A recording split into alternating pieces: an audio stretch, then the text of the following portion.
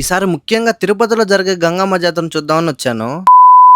నేను మీ ఉదయ్ ఉద్యమం. తిరుపతిలో మే 6వ తేదీ నుంచి 14వ తేదీ వరకు గంగమ్మ జాతర చాలా ఘనంగా జరుగుతుంది. ఇంకా ఈ గంగమ్మ జాతరకి ఒక్కొక్క రోజు ఒక్కో వేషం వేస్తారు. ఈ 9 రోజులు ఏం జరుగుతుందో చెప్తాను వినండి. మే 6వ తేదీ అంటే ఈ రోజు జాతర చాటింపు, 7వ తేదీ బైరాగి వేషం, 8వ తేదీ బండ వేషం, 9వ తేదీ తోటి వేషం, 10వ తేదీ దొర వేషం, 11వ తేదీ మాతంగి వేషం, 12వ తేదీ సున్నపు కుండలు, ఇంకా 13వ తేదీ అయితే తిరుపతి గంగమ్మ జాతర అయితే జరుగుతుంది. ఇంకా 14వ తేదీ విశ్వరూప దర్శనం. ఈ రోజు చాటింపు రోజు కాబట్టి కొడి స్తంభానికి అభిషేకం చేసి ఉదయం 7 గంటలకి ఒడిబాల కట్టారు. ఇవాళ సాయంత్రం గంగమ్మ పుట్టినిల్లు అవిలాలలో జాతర జరుగుతుంది. అక్కడి నుండి తిరుపతి తాతాయి గుంట గంగమ్మకి పసుపు కుంకాలు వస్తాయి. ఇంకా ఈ రోజు అర్ధరాత్రి చాటింపు అయితే వేస్తారు. ఈ గంగమ్మ జాతర అయ్యే వరకు పొలిమేర దాటి ఎవరూ వెళ్ళకూడదు. ఇంకా ఈ 9 రోజులు జరిగే జాతరని వీడియోస్ చేసి మన పేజ్ లో పోస్ట్ చేస్తాను. ఇంకా మన పేజ్ ని ఫాలో చేసుకున్న వాళ్ళు ఉంటే ఫాలో చేసి పెట్టుకోండి. సరే మరి వెళ్ళొస్తాను. రేపటి జాతర వీడియోతో కలుసుకుందాం.